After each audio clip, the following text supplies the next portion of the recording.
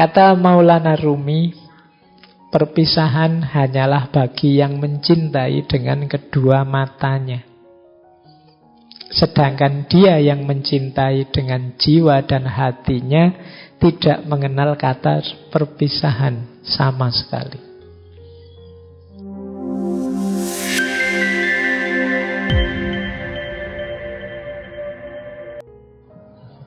Baik, bismillah. Assalamualaikum warahmatullahi wabarakatuh.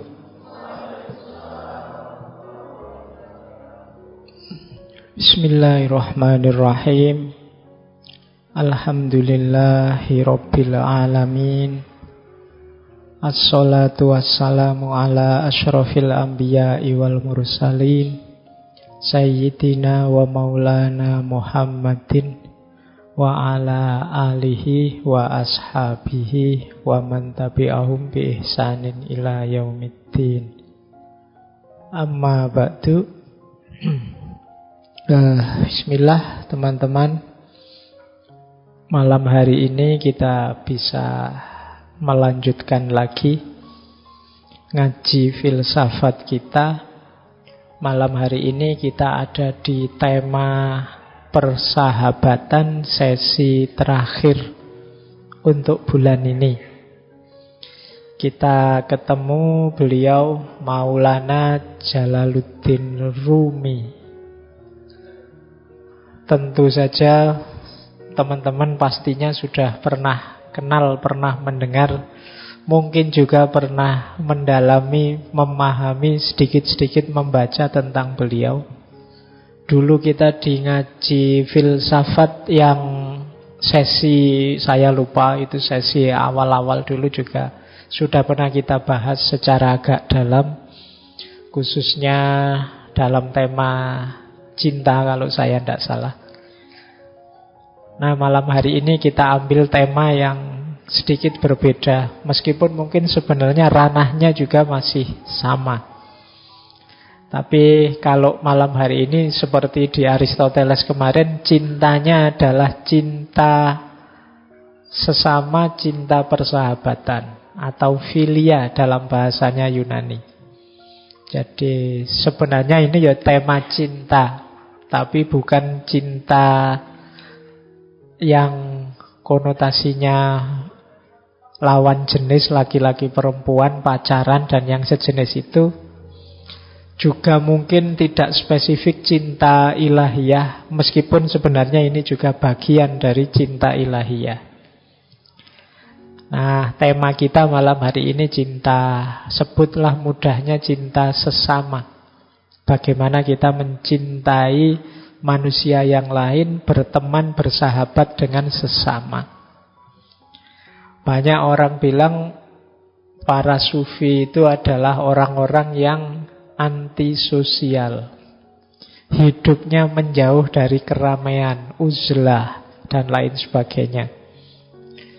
Ya, mungkin untuk mudahnya dipahami, kalau ada para salik, para sufi yang menjauh dari keramaian, biasanya itu dalam rangka tazkiyatun nafas, membersihkan diri di fase takholli, atau mungkin dalam rangka menjaga diri agar tidak terkotoli atau terlibat dalam hal-hal yang tidak penting. Mereka fokus dalam perjalanannya menuju Allah. Nah, biasanya di orang di fase takholli, tazkiyah, pembersihan diri ini, nanti kalau sudah tuntas pembersihan dirinya, sudah siap mentalnya, sudah bersih, kemudian kembali lagi ke tengah masyarakat. Makanya sufi itu ya banyak yang aktivis, banyak yang pejuang, banyak yang jadi penuntun di tengah masyarakatnya. Nah, ya termasuk beliau, Jalaluddin Rumi. Kalau beliau tidak sayang kita, mungkin ya tidak akan ada puisi-puisi, kitab-kitab, naskah-naskah yang ditulis, yang penting untuk kita rujuk, seperti malam hari ini. Baik, Bismillah, ini waktunya agak telat. Kita mulai langsung saja. Saya tidak usah cerita biografi dan riwayat hidupnya ya. Teman-teman insya Allah sudah paham lah ya. Kalau belum paham ya baca sendiri saja. Buku-buku banyak. Penulis-penulis yang membahas ini juga banyak. Malam hari ini kita langsung terjun saja ke tema kita. Mungkin ada yang ingin mendalami malam hari ini. Mungkin saya mengambil beberapa dari kitab Fihi Ma Fihi, Diwanu Syamsut Tabriz. Dan yang ketiga, saya tidak tahu sudah ada terjemahnya atau belum, yang isinya adalah 40 nasihat dari Syekh Syamsuddin At-Tabrizi, gurunya Maulana Rumi pada beliau. Jadi ini Qawaid al-Ishq al-Arba'un judulnya, kaidah-kaidah cinta yang jumlahnya 40. Nah cuma ya ndak saya ambil semua, waktunya ndak nututi kalau kita baca semua. Malam hari ini saya ambil beberapa saja. Jadi ini kayak pemanasan saja, biar nanti kalau teman-teman yang tertarik cari kitab itu. Karena salah satu contoh persahabatan, persaudaraan dalam dunia tasawuf yang sangat masyhur adalah persahabatan beliau Maulana Jalaluddin Rumi ini dengan Syekh Syamsuddin At-Tabrizi, atau sering dikenal Syekh Syamsut Tabriz. Di beberapa referensi naskah Islam Jawa itu ada juga nama Syekh Syamsu Tabarid. Dan banyak nama-nama yang dikonotasikan atau ditafsirkan sebagai beliau ini, karena beliau Syekh Syamsu Tabriz ini sufi pengembara. Jadi di antara keistimewaannya, biografi beliau itu bisa ada di mana-mana. Bahkan ada fase yang orang bilang beliau ada di daerah sini, tapi juga ada cerita beliau ada di daerah yang lain. Termasuk ada cerita beliau juga pernah sampai mengajar Sunan Kalijogo. Dan banyak lagi cerita-cerita yang mungkin sulit dipahami secara rasional dengan akal kita. Ya memang kalau hal-hal yang berkaitan dengan dunia kesufian itu ada satu aspek namanya karomah. Saya sering membaca di medsos di mana-mana itu orang nyinyir pada para sufi, mungkin juga para wali, dianggapnya wah ini tidak masuk akal ini, wah ini khorikul adah ini. Ya, namanya karomah itu ya memang tidak masuk akal. Khorikul adah. Kalau tidak khorikul adah ya biasa saja, berarti peristiwa sehari-hari. Justru aneh-aneh tidak masuk akal karena memang konteksnya karomah. Masa orang kayak gitu diberi karomah oleh Allah, Pak? Loh ya siapa yang tahu? Kalau bahasanya hadisnya Rasulullah kemarin kan at-taqwa hahuna. Kalau ada orang bilang masa orang kayak gitu diberi karomah oleh Allah, sebenarnya ada konotasi kesombongan di kalimat ini. Seolah-olah harusnya aku dong yang lebih alim misalnya. Harusnya yang aku senengi dong yang lebih, rasanya kok lebih banyak ilmu agamanya dan lain sebagainya. Cuma memang logiknya tidak begitu. Cara berpikirnya ya mereka yang dekat dengan Allah dan para kekasihnya ini ya yang tahu pasti Allah. Baik, ini memang dunia tasawuf punya alur berpikir yang berbeda. Oke, teman-teman, kita mulai ya, biar langsung ngaji saja. Sudah jam 8:30. Nah, saya awali dari quotes ini. Selama kita tidak belajar mencintai makhluk Allah, kita tidak akan bisa mencintai kebenaran dan kita tidak akan mengenal Allah.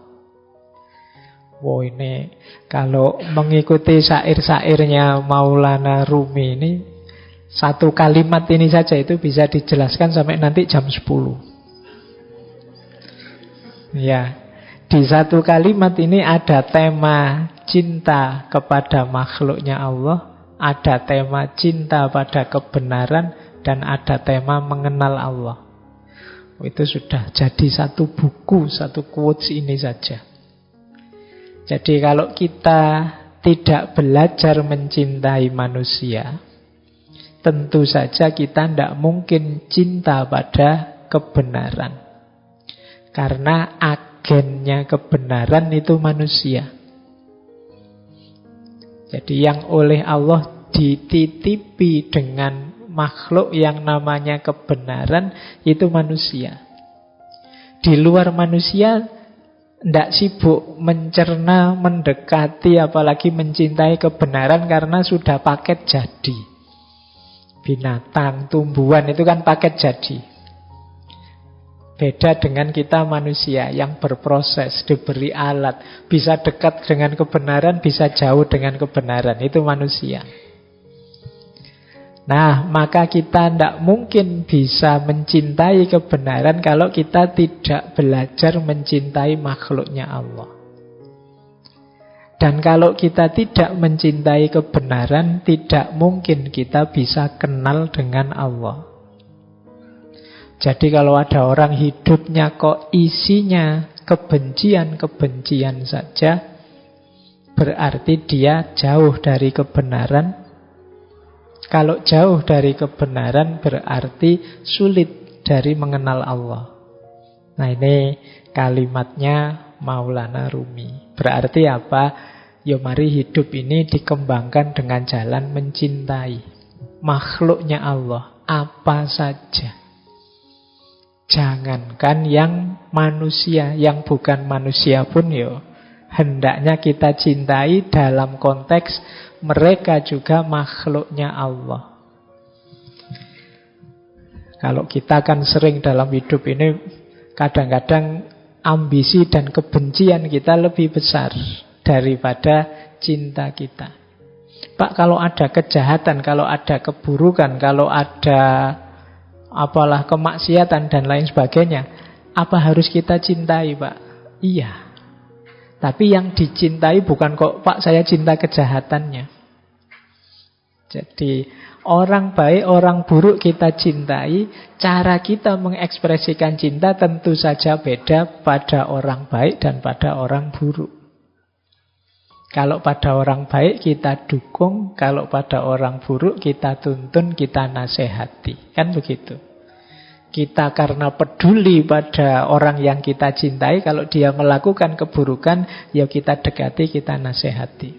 Jadi dalam hidup ini harusnya tidak ada ruang untuk kebencian. Kalau kita memberi ruang untuk kebencian, kita sebenarnya sedang nabrak kebenaran. Karena betapapun yang terjadi, yang kelihatan, yang ada, itu kan sebenarnya kalau memang benar terjadi berarti ketetapannya Allah. Kalau itu ketetapannya Allah, kita membenci fenomena, kita membenci fakta, kita membenci kenyataan, itu kalau pakai kalimatnya bahasa Indonesia kan berarti sama dengan membenci ketetapannya Allah. Jadi mari kita cintai apa saja, tentu saja dengan cara mencintai yang tidak seragam dan tidak sama. Jangankan untuk yang beda-beda, yang mirip saja kan kita ekspresi cintanya beda. Misalnya punya teman yang satu sudah menikah, yang satu baru SD. Itu kan cara kita mengekspresikan cinta kita pada mereka kan beda. Kalau yang masih SD mungkin dibelikan mainan, mobil remote, itu senangnya luar biasa. Kalau sudah menikah, kalau dibeliin mobil remote kan mereka rasanya sudah tua, sudah punya istri kok dibeliin mobil remote. Nah kalau untuk anak SD cocok.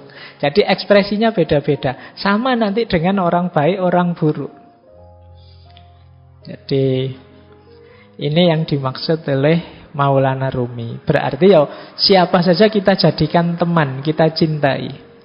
Bahkan tidak hanya manusia, semua makhluknya. Kalau kemarin kita belajar etika lingkungan itu, keluarga kita kan tidak hanya yang manusia, bahkan tidak hanya makhluk hidup. Makhluk tidak hidup pun yang jenisnya abiotik juga harus kita cintai. Jadi dasarnya persahabatan, pertemanan kita dengan semua makhluknya Allah itu ya kebenaran dan cinta. Yang kebenaran dan cinta itu muaranya nanti adalah pengenalan kita pada Allah. Jadi persahabatan kita nanti hakikatnya adalah jalan kita untuk lebih dekat mengenal Allah. Baik, ini dari kalimat slide pertama ini rasanya sudah dalam. Ini nanti malam hari ini nuansanya agak berbeda dengan uraian tentang persahabatan di 3 atau 4 tema sebelumnya. Kita lanjut. Nah, ada satu syair yang terkenal sekali dari Maulana Rumi yang itu saya pecah-pecah. Bagi saya inilah simbol ekspresi pola gaya seorang yang mencintai. Jadi ada 7 nasihat yang terkenal dari Maulana Rumi yang ini pakai simbol-simbol alam semesta. Ya karena beliau mengembangkan paradigma cinta, berarti sebenarnya ini profilnya orang yang mencintai. Yang pertama apa? Orang yang mencintai itu dermawan dan suka menolong. Kata Maulana Rumi, dalam kedermawanan dan menolong jadilah seperti sungai. Sungai itu kan banyak memberi apa saja pada masyarakat di sekitarnya. Sungai sering jadi pusat sumbernya hidup. Kalau teman-teman belajar peradaban-peradaban manusia awal, itu biasanya dimulai dari pinggir-pinggir sungai. Karena di situ kuncinya hidup. Dia memberikan banyak. Ya tidak menunggu balasan apa-apa. Meskipun kadang-kadang balasan kita pada sungai kan jelek. Kita kasih sampah lah, kita kasih kotoran lah, kita kasih apalah. Tapi sungai selalu memberi banyak hal. Nah, jadilah orang yang mencintai. Pecinta itu dermawan dan penolong seperti sungai. Nanti kalau teman-teman pulang dari sini kok lewat sungai, diingat-ingat kalimatnya Rumi tadi. Ingat sungai berarti ingatlah bahwa aku ini harus jadi orang yang pemurah, dermawan, penolong. Baik, ini yang pertama ya. Karena ini ditaruh pertama karena manusia itu cenderung pelit. Dan itu katanya Al-Quran sendiri. Jadi manusia itu cenderung enggan berbagi, ingin enak. Biasanya kalau orang kok mau berbagi itu ya yang dibagi yang sisa-sisa, yang dia sudah menikmati terus bagi. Biasanya begitu. Makanya bahkan Al-Quran menegaskan ya kebaikan itu kalau kita menginfakkan yang kita cintai. Karena manusia itu cenderung pelit. Yang dikasihkan orang selalu yang sisa yang sudah dia nikmati. Jadi temannya pinjam laptop, belum aku belum puas pokoknya. Atau minta apa, ingin apa, ya nanti kalau aku sudah baru kamu. Nah ya makanya di banyak ayat itu Al-Quran kan nyindir kita, manusia itu pelit, manusia itu kalau memberi selalu yang jelek-jelek, sehingga terus ditegaskan oleh Al-Quran, lan tanalul birra, kamu tidak akan dapat kebaikan sebelum berbagi apa yang engkau cintai. Hatta tunfiku ma tuhibbun. Oke, barang ya, nanti jangan Pak saya punya pacar saya cintai. Itu maksudnya bukan ke situ ya. Oke, jadi dermawan dan menolong. Yang kedua, dalam ketulusan dan kebaikan jadilah seperti matahari. Matahari itu kan memberikan cahayanya, terangnya pada siapa saja. Tidak milih-milih. di mana saja, siapapun diberi. Orang tulus itu begitu.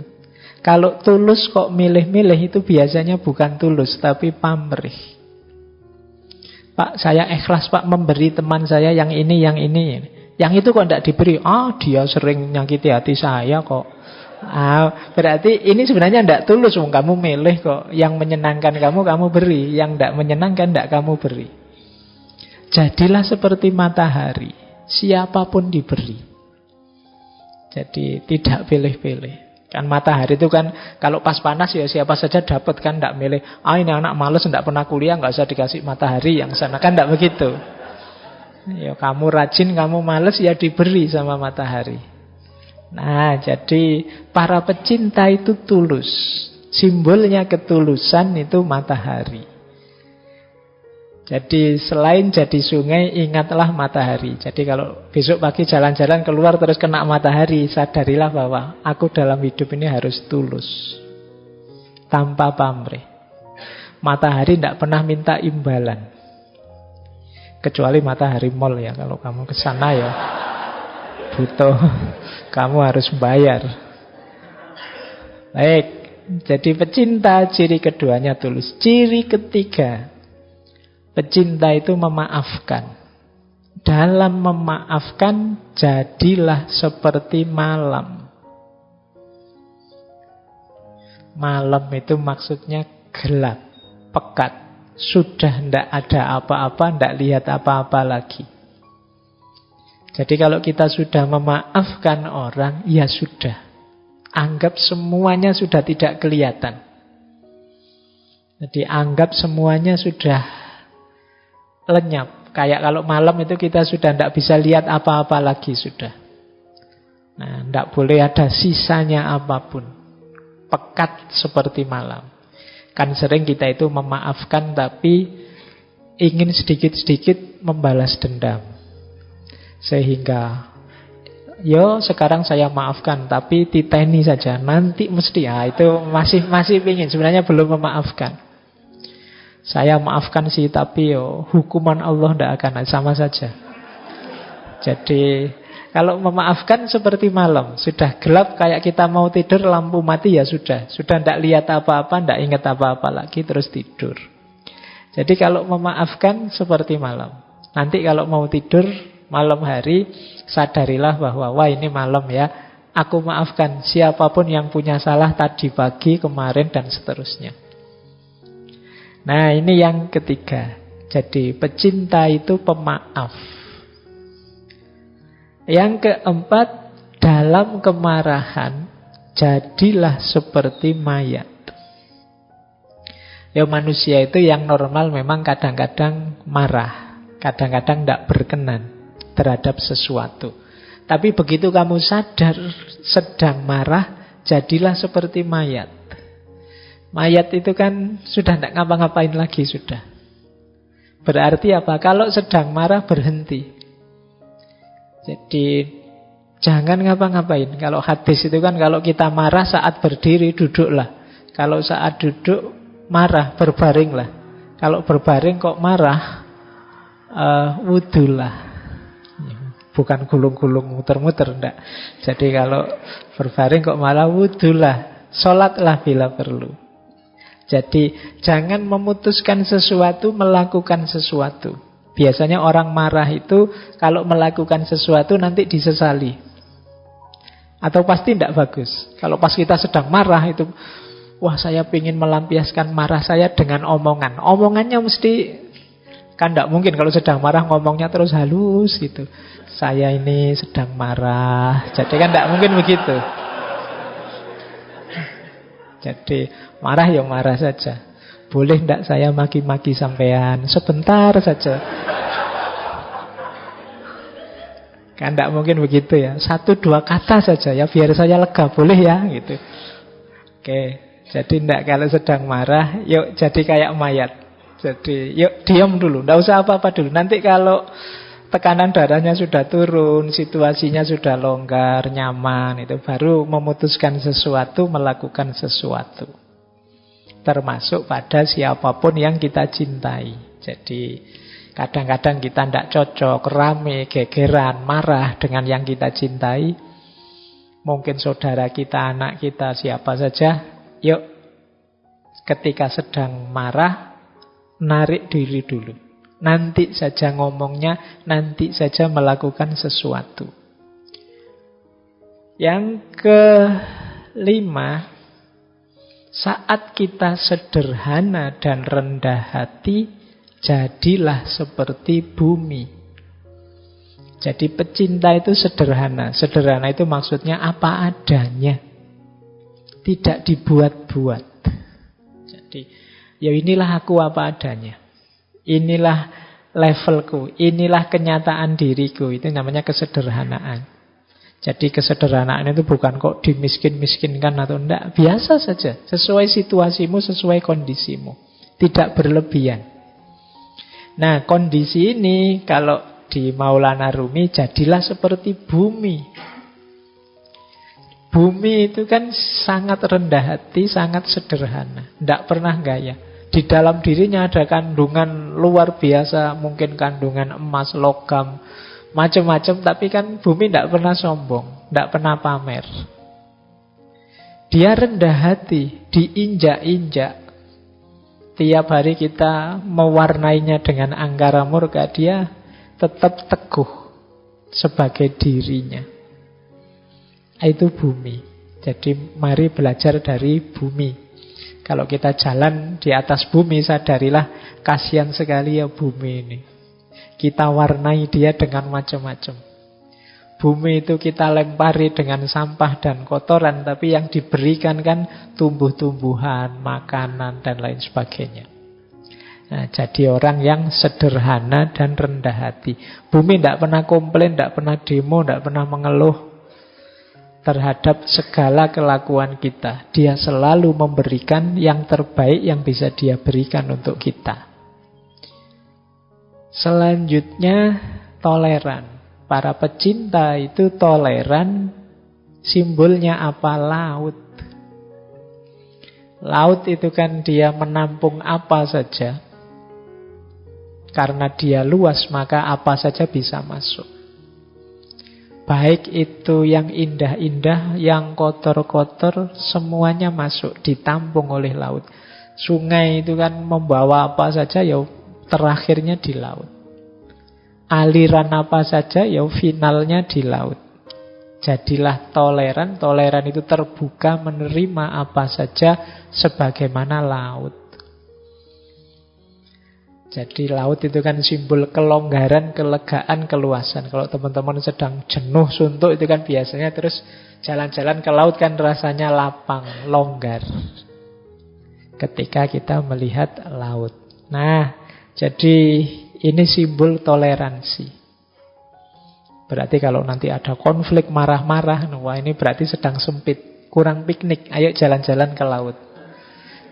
Biar longgar hatinya. Biar terasa bahwa kita ini kecil, bahwa kita ini sempit, tidak luas.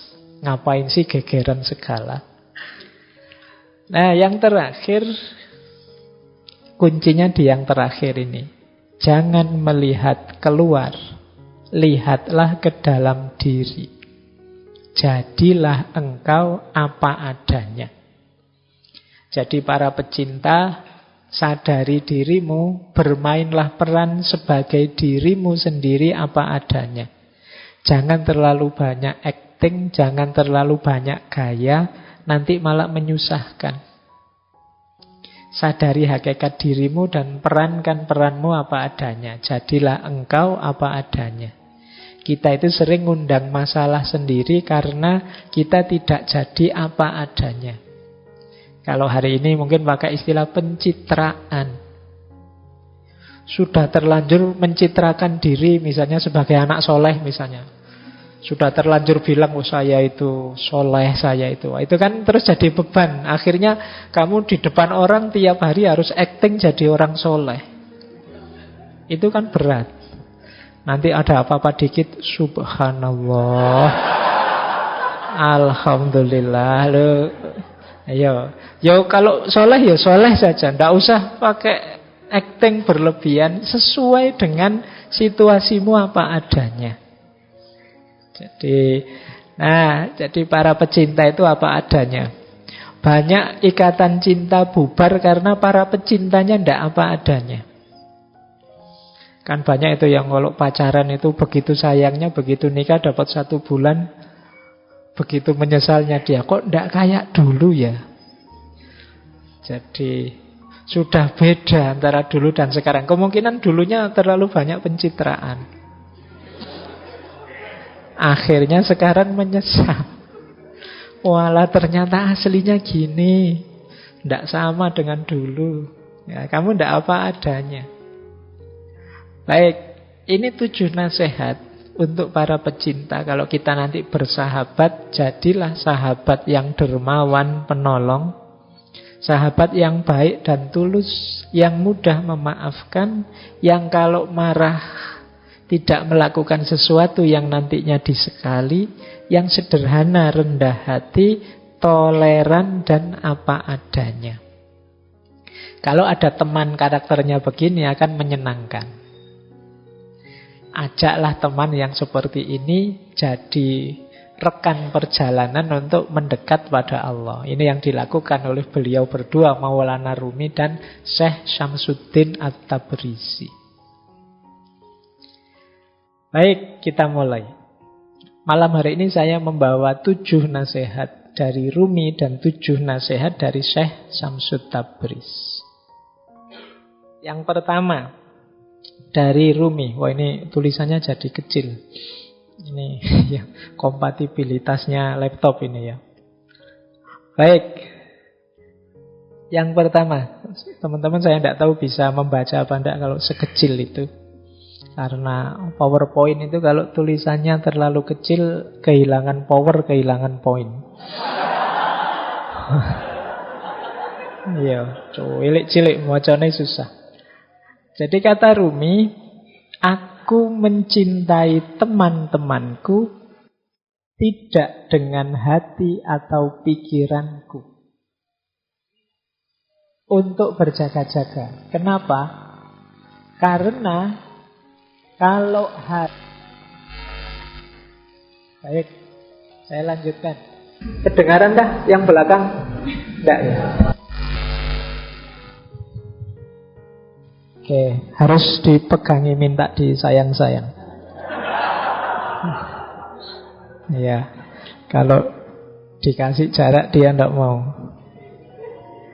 Baik, kata Rumi, aku mencintai teman-temanku tidak dengan hati atau pikiranku. Untuk berjaga-jaga, karena hati bisa berhenti, karena pikiran bisa lupa. Aku mencintai mereka dengan segenap jiwa, karena jiwa tidak pernah mati atau lupa.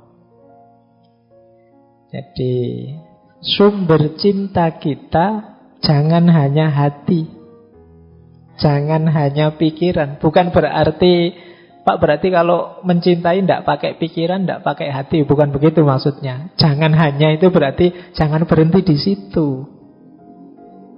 Karena kalau pakai hati saja bisa berhenti. Bisa berhenti itu bukan maksudnya kena penyakit jantung karena hatinya berhenti. Berhenti itu hati itu bolak-balik.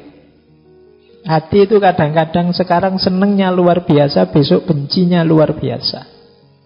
Kalau pakai hati masih bisa ya dan tidak ketika kita mencintai. Apalagi pakai pikiran. Pikiran bisa lupa. Kalau pas berdua, wah aku sayang sekali padamu, nanti keluar ada yang lebih cakep, lupa dengan kalimat yang tadi. Pikiran bisa lupa. Jadi ya lupa itu kita kan mudah terlena, akal itu mudah terdistraksi. Maka cintailah dengan jiwa.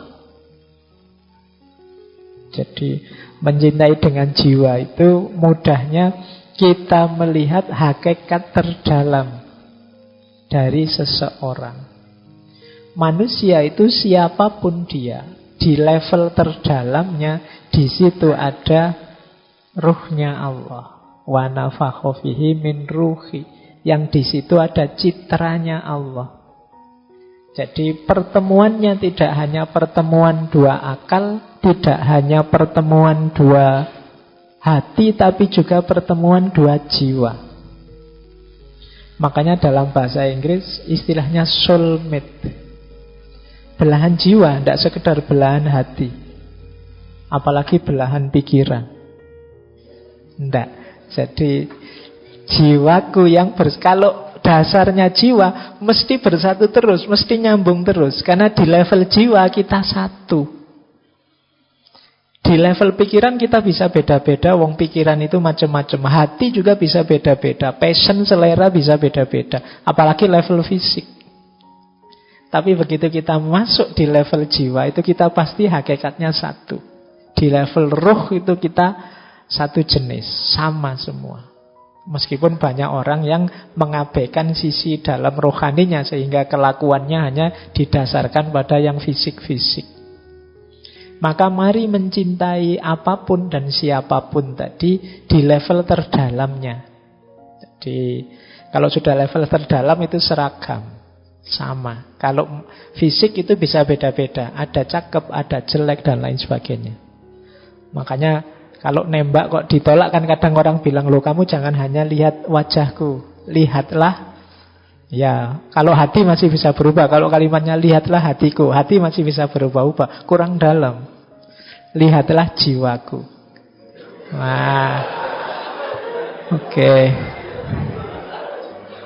Baik. Nah, kalau jiwa itu sudah relatif seragam. Semuanya citranya Allah dalam diri kita. Ini yang jadi penciri pembeda manusia dengan manusia yang manusia dengan semua yang bukan manusia.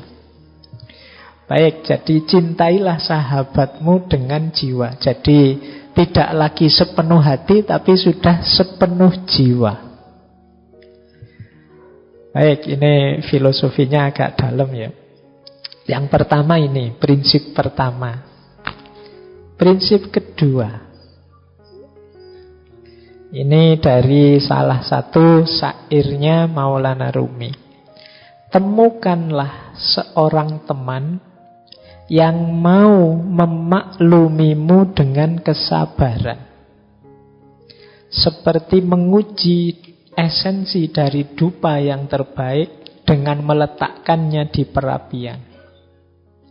Minumlah semangkok racun yang disuguhkan oleh temanmu saat dipenuhi dengan cinta dan kasih sayang. Melangkahlah ke api menyala seperti Nabi terpilih. Ya, Nabi yang melangkah ke tengah api menyala ya Nabi Ibrahim. Rahasia cinta akan mengubah api menyala menjadi taman yang indah. Bertabur bunga-bunga merekah, mawar, tetumbuhan air dan wilau bertebaran dan menaburimu.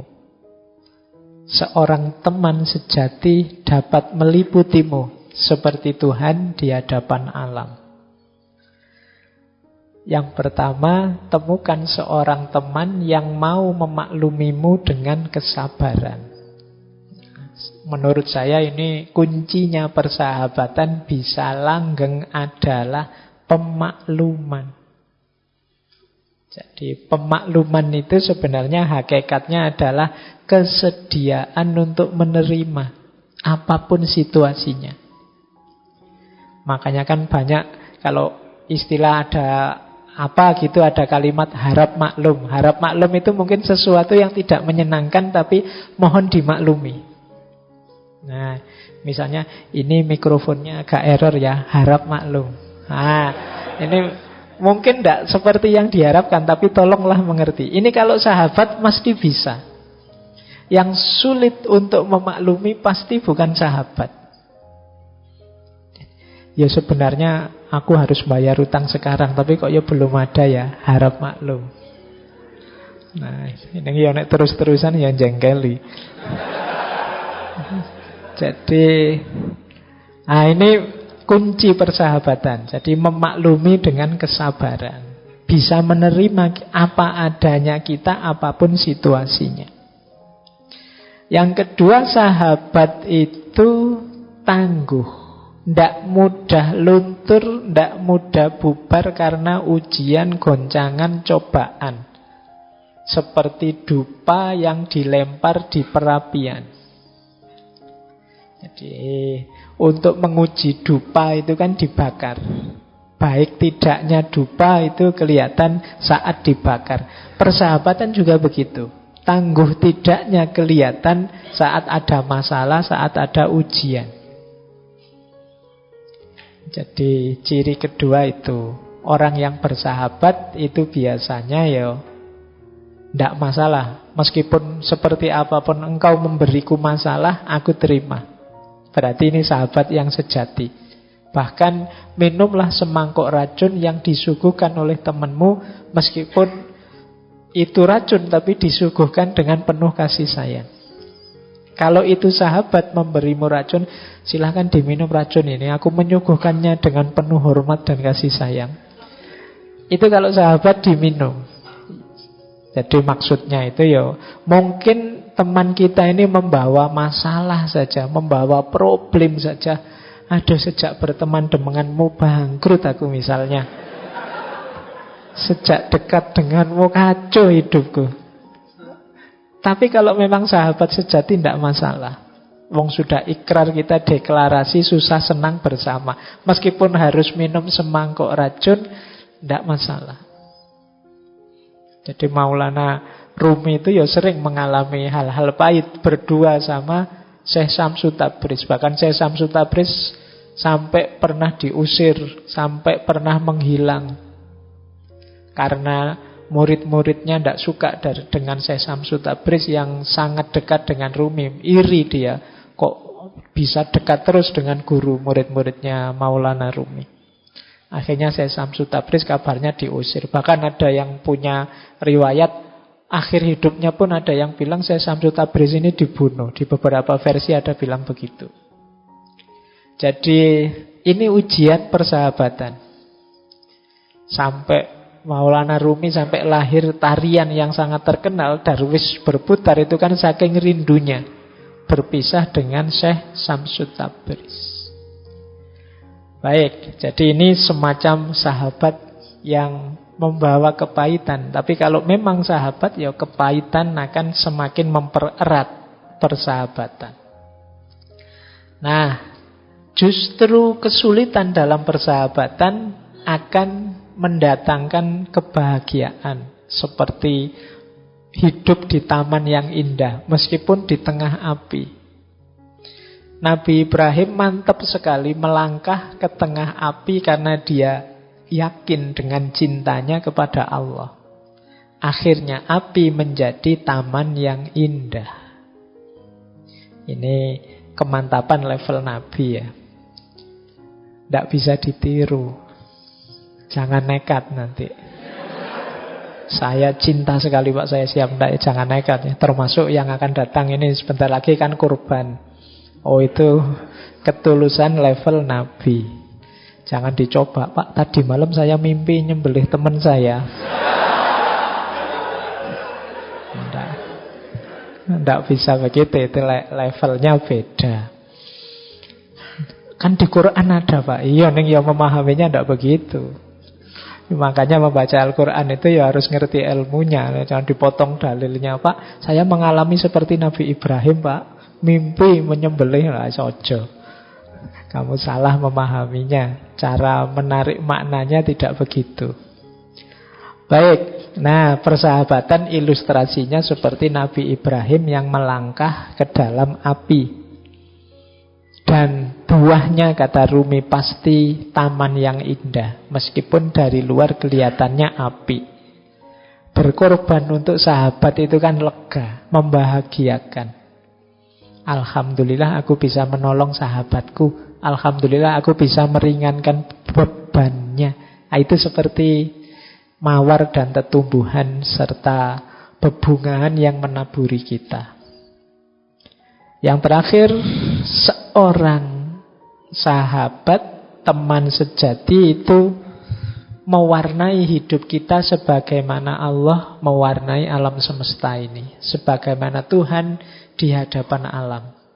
Jadi kalau kita punya sahabat itu sedikit banyak kita akan diwarnai oleh sahabat kita. Gaya kita ngomong, gaya kita berekspresi, mungkin diksi-diksi pilihan hidup itu pasti banyak diwarnai oleh teman dan sahabat ini. Baik, jadi dari 4 bait dari syair ini ada beberapa makna persahabatan. Yang pertama pemakluman, yang kedua ketangguhan, yang ketiga kesediaan untuk berkorban, dan yang terakhir persahabatan itu saling mewarnai. Nah, ini nasihat Maulana Jalaluddin Rumi yang berhubungan dengan persahabatan. Yang ketiga, ini tadi saya bilang ya, ini saya potong-potong dari Fihi Mafihi, Diwanus Syamsut Tabriz, Masnawi, yang menurut saya ada hubungannya dengan persahabatan. Nah, ini kalimat ini bagus. Tidak ada kerahiban dalam Islam, yang ada kebersamaan dan kasih sayang. Nabi Shallallahu Alaihi Wasallam selalu bertindak atas dasar kepentingan bersama. Karena pertemuan para ruh memiliki pengaruh yang besar dan penting. Sedangkan kesendirian dan mementingkan diri sendiri tidak ada manfaatnya. Jadi kalimat pertama, kata pertama tidak ada kerahiban dalam Islam, itu sebenarnya ingin menegaskan bahwa dalam Islam semua orang itu dipandang setara. Setiap manusia dianggap bernilai. Jadi tidak boleh level. Manusia itu tidak boleh ada yang diposisikan level, ini manusia posisi tinggi, ini manusia posisi rendah. Karena satu-satunya di atas makhluk itu Khalik. Kalau ada makhluk yang kita posisikan di atas makhluk, itu berarti ada makhluk yang posisinya setara dengan Khalik. Kalau dalam Islam ini namanya musyrik. Maka iya, para ulama penting, guru-guru kita penting, tapi dia tidak di atas kita. Hanya memang fungsi dan peran serta jasa mereka besar.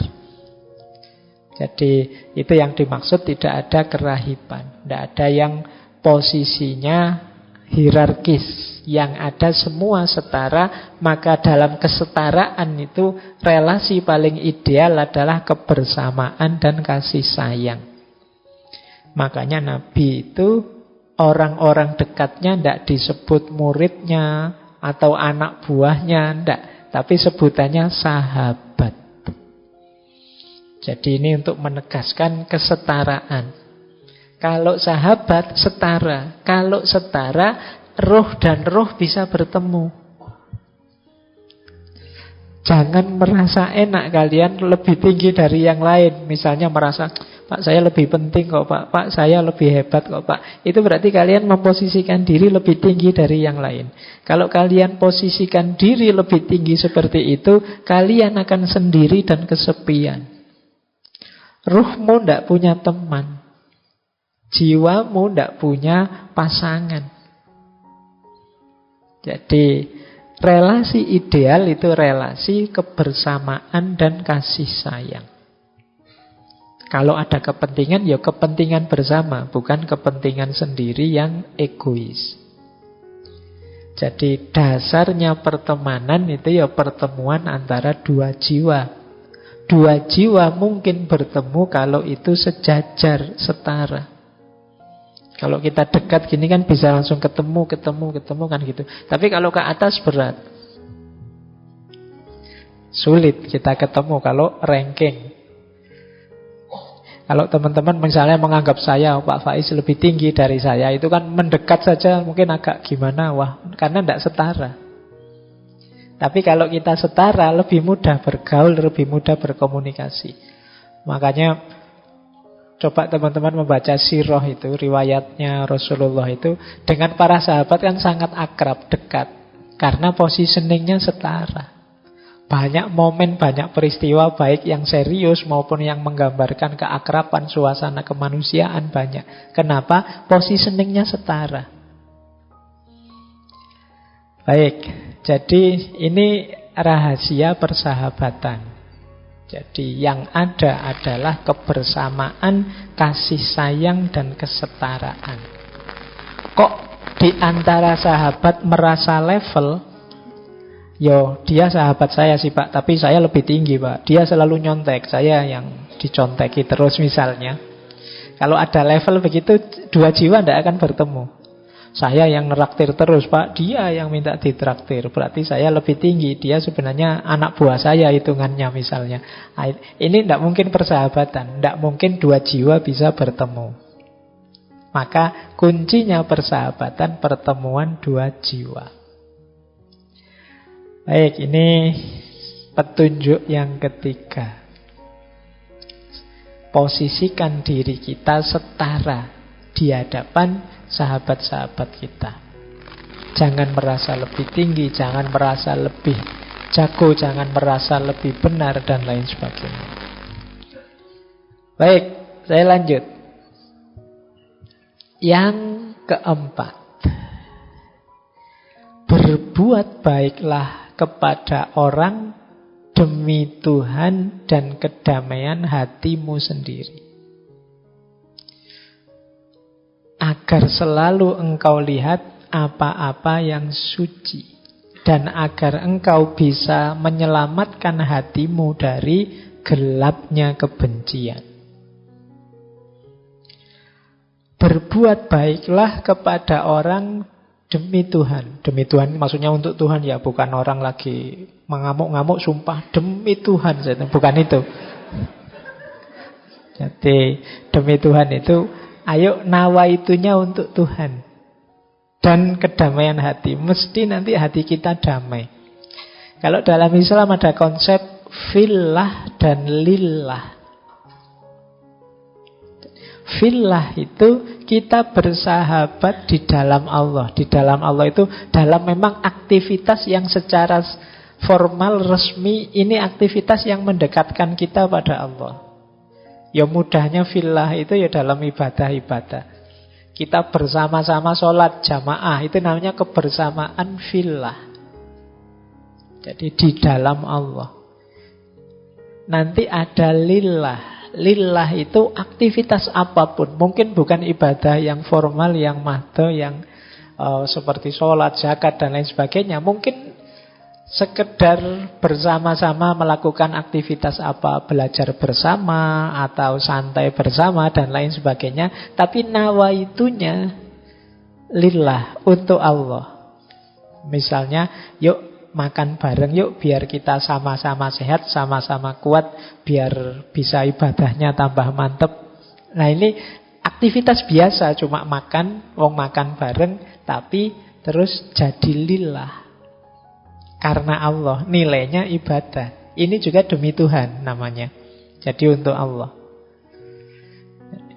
Kalau dalam Islam itu kan aktivitas apapun, tidak harus aktivitas religius, bisa bernilai religius kalau niat nawaitunya pas. Bisa sebaliknya juga. Mungkin aktivitas keagamaan, tapi niatnya bukan untuk Allah karena Allah, ya bisa bernilai duniawi. Jadi ini maka penting faktor niat ini. Mari kita bersahabat itu konteksnya sepenuhnya fillah dan lillah. Kalau bisa begitu, akan ketemu dengan kedamaian hati kita, lebih nyaman. Tidak lagi relasi saling menaklukkan, menundukkan untuk pamrih-pamrih kepentingan yang macam-macam. Ini hanya untuk Allah saja. Lillah. Karena kalau tidak lillah nanti kita hanya dapat lelah. Ya, kalau ada, wah lelah aku meladenimu ini, oh berarti belum lillah. Kalau lillah tidak mungkin hasilnya lelah. Baik, bahkan yang sepele-sepele dalam Islam itu ya bisa bernilai sangat mulia. Ketika apa? Niatnya pas. Sekedar makan di angkringan habisnya 6.500, itu bisa sampai ke surga. Kalau niatnya pas. Pak, saya makan ini, Pak. Saya tidak ingin berlebihan makannya. Saya 5.000 sudah cukup, tidak perlu kekenyangan. Biar nanti malam saya bisa tidur nyenyak, terus bisa bangun sholat tahajud. Loh, angkringan aja bisa membawa ke kemuliaan. Jadi itu contoh. Jadi apapun bisa lillah, apalagi yang fillah tadi. Nah, persahabatan itu antara lain dalam rangka ini. Dia medan berbuat baik demi lillah dan fillah. Nah, kalau kita bisa lillah tadi apa? Segala yang kita lihat itu suci, sakral. Segala yang kita lihat itu rasanya menghubungkan kita pada Allah. Melihat apapun, mungkin sering saya sampaikan ya, kita melihat apapun di sekeliling kita itu sebenarnya kan simbol dua. Kalau bukan jalaliyahnya Allah, keagungannya Allah, pasti jamaliyahnya Allah, keindahannya. Jadi melihat misalnya kayak tadi ya, mikrofonnya agak error. Itu kan kalau teman-teman hanya berhenti di mikrofon error, mungkin disambungkan sedikit dengan takmir atau dengan kualitas mic-nya dan lain sebagainya, ya dapatnya cuma itu. Tapi kalau kita melihat jalaliyahnya Allah, wah, maha kuasanya Allah ya. Manusia menyiapkan segala sesuatunya dengan jelimet, ya masih ada saja kurangnya. Betapa kita itu lemah. Kalau Allah ya dia kuasa segalanya. Loh, ini sekedar mikrofon error membawa kita pada Allah. Ini yang disebut kita bisa melihat apa-apa yang suci di sekeliling kita. Apa saja nanti berubah jadi sakral, berubah jadi suci. Kalau kita mampu menyambungkannya pada Allah. Sekedar gelas kesandung terus pecah. Misalnya kadang-kadang kan ada itu kalau lagi habis minum terus lupa berdiri peruang gitu. Itu kalau kalian berhenti di situ, berhenti di gelas pecah, paling ya ketawa. Puncaknya. Tapi kalau kalian bisa menyambungkannya, indahnya ya, kuasanya Allah, apa-apa itu indah. Wong sekedar gelas pecah saja kita bisa gembira. Nggak usah repot-repot nonton stand up, nggak usah repot-repot. Sekedar ada gelas pecah kita gembira. Indahnya ciptaannya Allah ini. Nah, segala sesuatu jadi disambungkan pada Allah. Itu yang kalimat ini, agar selalu kamu lihat apa-apa yang suci.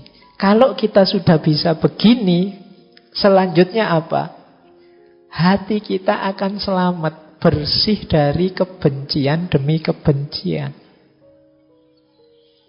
Ada banyak alasan kita membenci sesuatu, tapi kalau alasan yang biasanya membuat kita benci itu kita sambungkan pada Allah, maka dia akan berubah jadi suci, jadi sakral, justru mendekatkan kita pada Allah. Misalnya ada orang yang kurang ajarnya luar biasa atau jahatnya luar biasa. Loh, itu kalau kita berhenti di fenomena kejahatan dan kekurang ajaran itu, lahirnya mungkin kebencian demi kebencian. Batin kita tidak selamat. Akhirnya apa? Jahatnya orang lain menjadi sumber buruknya kita. Dia yang jahat, kita yang benci. Kan akhirnya kita juga ikut jelek. Wong kita memelihara kebencian dalam diri kita. Biar tidak begitu apa? Posisikan dia seperti tadi, dalam konteks fillah atau lillah tadi. Oh iya ya, memang Allah itu yang mengatur segalanya, menciptakan segalanya, termasuk keragaman manusia. Ada orang baik, ada orang jahat. Ya kuasanya Allah, ujian bagi kita.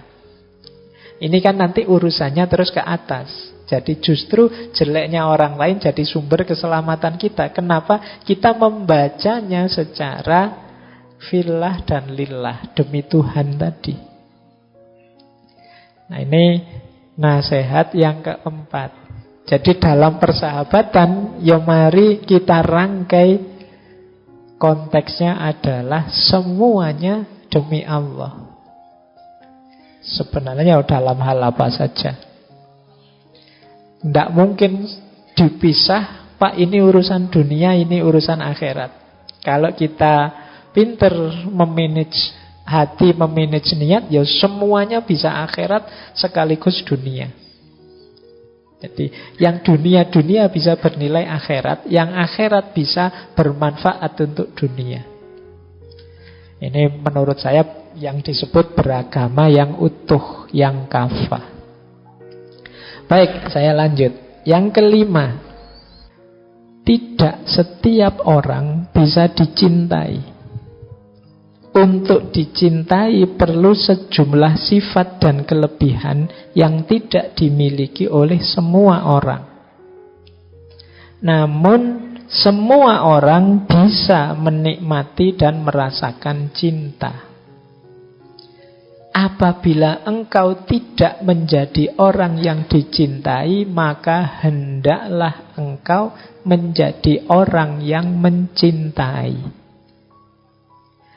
Jika engkau tidak bisa menjadi Yusuf, maka apa yang menghalangimu untuk menjadi Yakub, ayahnya Nabi Yusuf?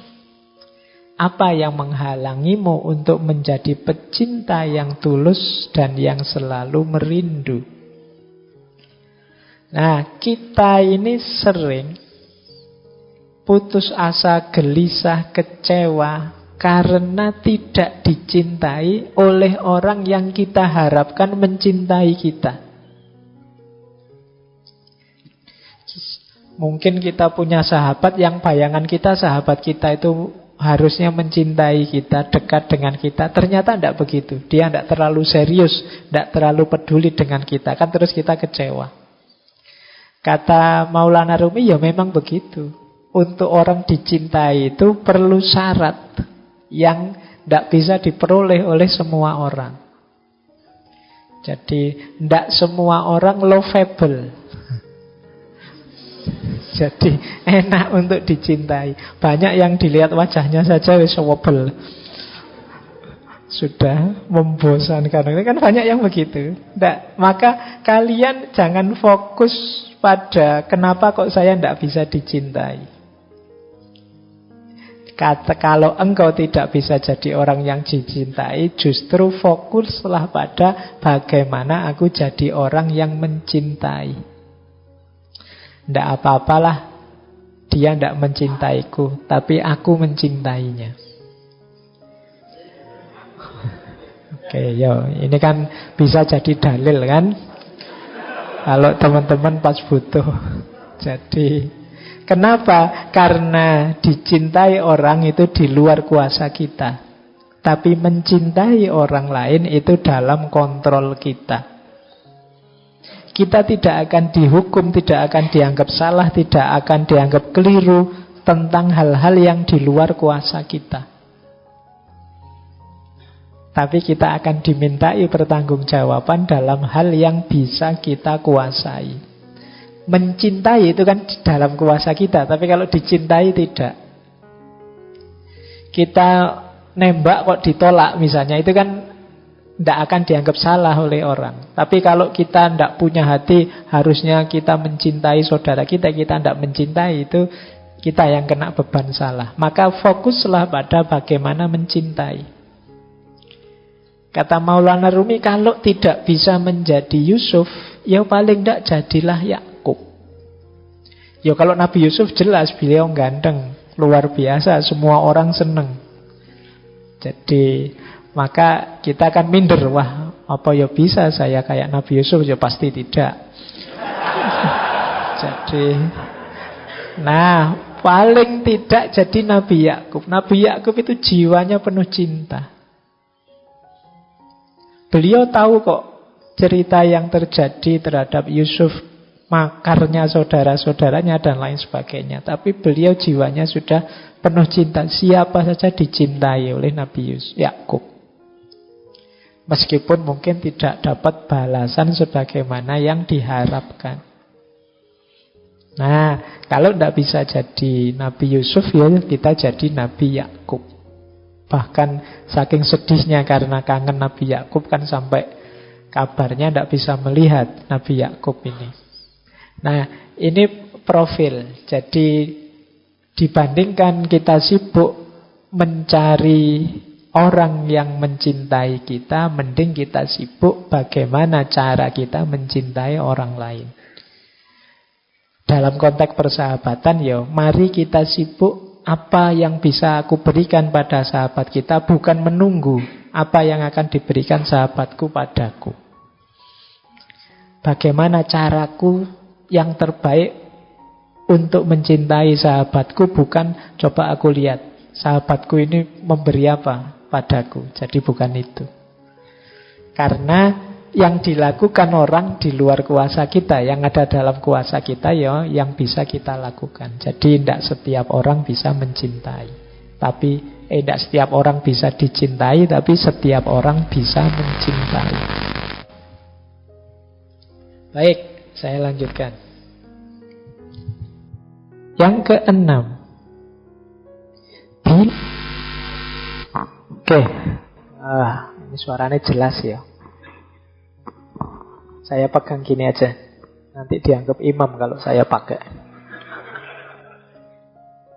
Oke, kita lanjutkan. Tidak apa-apa, nanti kita lebihkan sedikit sesuai dengan materi yang dibawa. Yang keenam, bila engkau berkata-kata baik kepada orang lain, maka kebaikan itu akan kembali kepadamu. Pujian dan terima kasihmu pada dia pada hakikatnya adalah untukmu sendiri. Bagaikan orang yang menanam pohon mawar dan melati di sekitar rumahnya. Manakala dia memandangnya, dia seperti berada dalam surga. Nah, ini untuk kita ingat-ingat. Jadi, apapun yang kita lakukan untuk sahabat kita yang bentuknya kebaikan, jangan dikira itu persembahan untuk dia saja. Jangan dikira itu pengorbananmu yang manfaatnya hanya untuk dia saja. Kalau kita melakukan kebaikan, itu sebenarnya untuk kita. Jadi, tidak untuk dia. Kalau kita berterima kasih pada orang misalnya, ini kan berterima kasih ini juga jenis kebaikan. Itu juga sebenarnya bukan kita menuju dia, tapi sebenarnya kita menuju kita sendiri. Maksudnya apa? Ya kalau kita berterima kasih misalnya, sebenarnya itu adalah bukti yang menunjukkan bahwa kita punya jiwa yang bersyukur. Kita punya jiwa yang berterima kasih.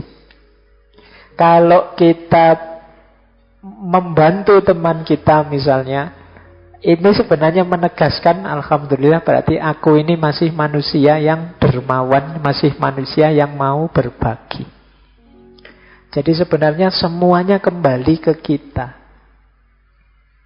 Kalau kita jujur pada orang lain, jangan dikira bahwa oh aku jujur, dia yang mendapatkan manfaat dari kejujuranku. Sebenarnya tidak. Kita juga dapat manfaat dari kejujuran itu. Jadi man amila sholihan fali nafsi.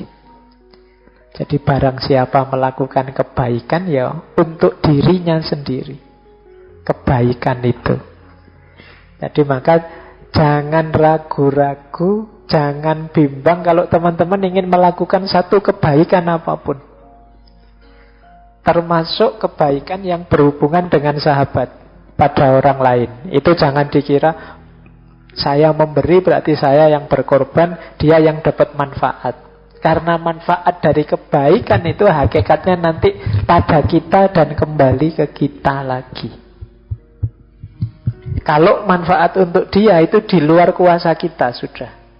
Kadang-kadang kita itu ingin berbuat baik pada orang, tapi kok hasilnya tidak bagus, atau orangnya malah salah paham, atau orangnya malah benci sama kita dan lain sebagainya.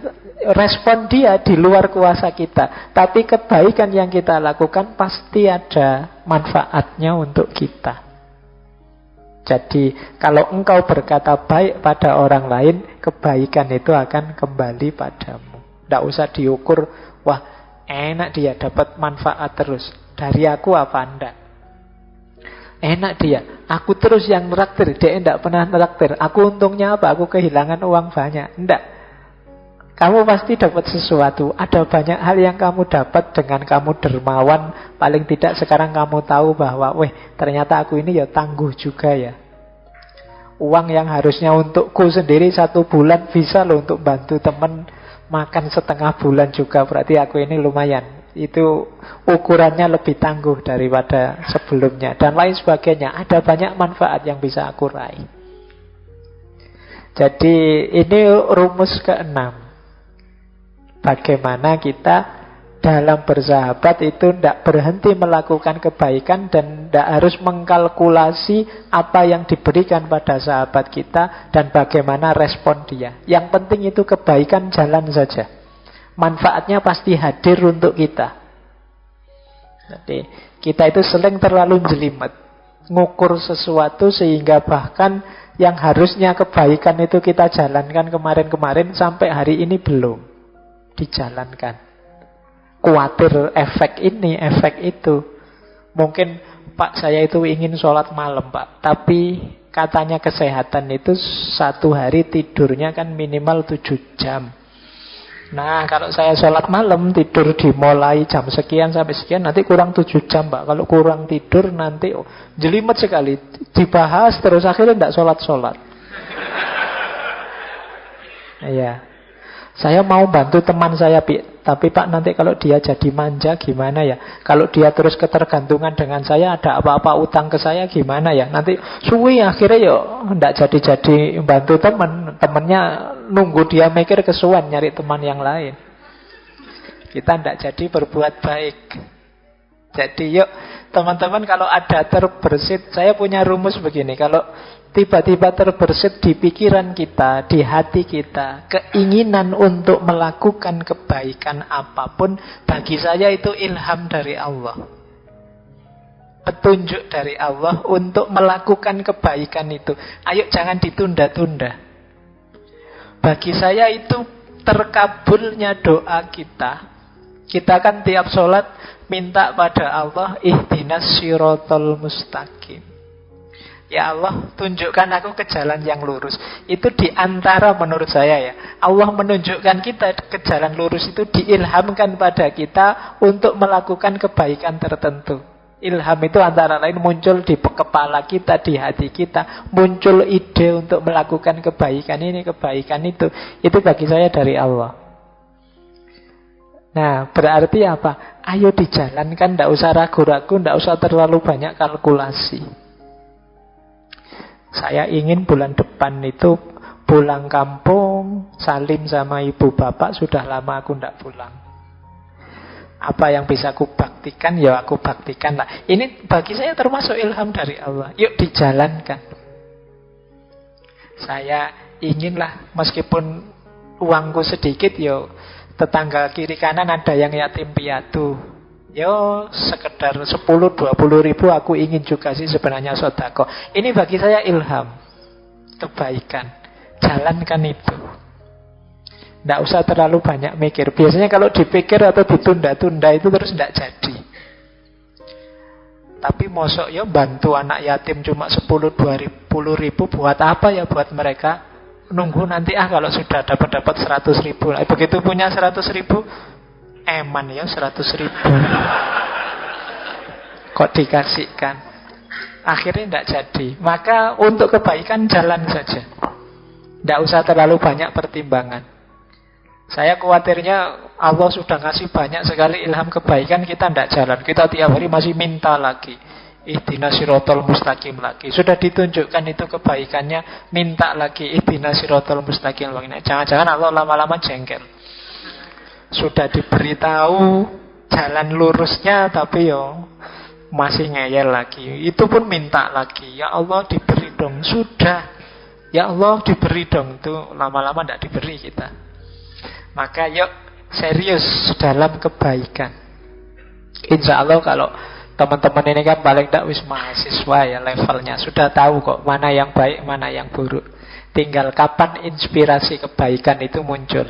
Nah, ini bagian dari hidayah dan petunjuk dari Allah. Baik, lanjut. Nah, ini yang ke-7 dari Maulana Rumi. Cintailah semua orang niscaya engkau akan selalu berada di antara bunga mawar dan taman surgawi. Jika engkau membenci semua orang, maka bayang-bayang musuhmu akan selalu berada di depan matamu. Matamunya membacanya pelan-pelan. Seakan engkau berputar-putar siang dan malam di antara tanaman berduri dan kumpulan ular yang siap mematuk. Jadi kalau kita jadi pecinta, hidup dalam cinta, medan hidup kita adalah medan taman bunga. Tapi kalau kita hidup dalam kebencian, semua orang akan tampak seperti musuh, dan orang yang kita benci itu dia hadir terus di pikiran kita, di hati kita. Kita seperti orang yang hidup di taman berduri yang banyak ularnya. Taman berdurinya saja sudah menyebalkan, apalagi banyak ularnya. Sudah mengerikan. Maka hidup dalam cinta bukan hidup dalam kebencian. Energi yang dikeluarkan sama, tapi energi yang kita keluarkan untuk mencintai melahirkan kebahagiaan seperti hidup di antara bunga mawar dan taman surgawi, sementara energi kebencian melahirkan kegelisahan seperti hidup di taman berduri dan kumpulan ular. Ya sama energinya itu maksudnya sama capeknya. Dari kalkulasi matematikanya itu sama. Orang mencintai kan sibuk membahagiakan yang dicintai. Sementara orang yang membenci sibuk gimana caranya yang dibenci jatuh. Dua-duanya sama-sama sibuk, tapi rasanya beda. Orang yang mencintai sibuknya membahagiakan, menyenangkan. Sementara orang yang membenci sibuknya menyakitkan. Toh begitu kadang kita lebih suka milih kebencian. Nah ini PR kita hari ini. Jadilah jiwa yang mencintai. Baik, kita lanjutkan. Nah, sekarang kita mulai dari sahabat dan guru beliau ya, Syekh Syamsuddin At-Tabrisi. Masih berhubungan dengan persahabatan. Saya bilang tadi ini saya ambil dari kitab Qawaidul Ishq Al-Arbaun. Jadi 40 kaidah cinta.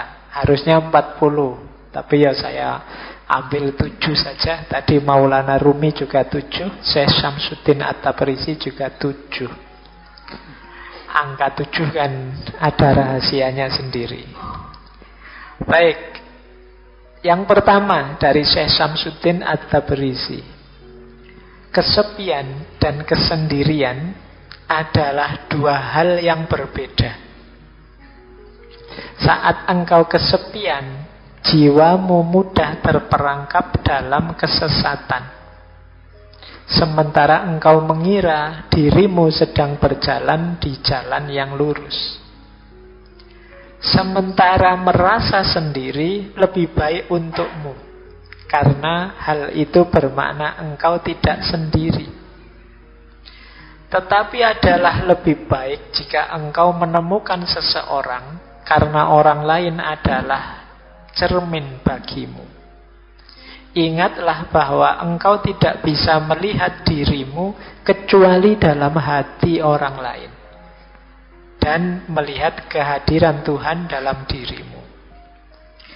Jadi yang pertama ini menarik ya, bedanya kesepian dan kesendirian.